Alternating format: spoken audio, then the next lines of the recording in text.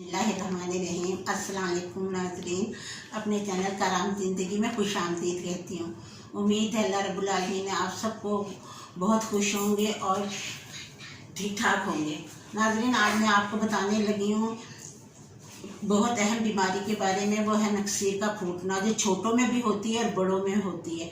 ये बीमारी बहुत तकलीफ दे होती है। इसके अंदर बहुत ज़्यादा जिस्म का खून ज़ाया हो जाता है, जिसकी वजह से बड़े छोटे बहुत ज़्यादा कमज़ोरी महसूस करते हैं।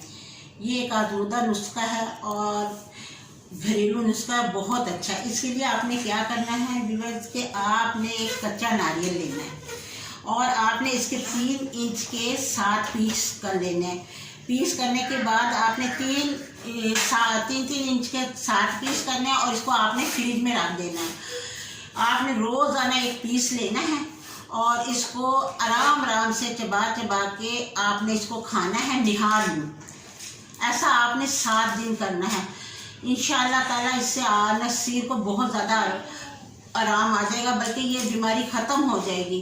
चाहे ये बड़ों में हो चाहे छोटों में हो, ये बीमारी इंशाअल्लाह जड़ से ख़त्म हो जाएगी। और जो बच्चों का चिड़चिड़ापन है वो भी दूर हो जाएगा, जिस्म का लागतपन भी दूर हो जाएगा।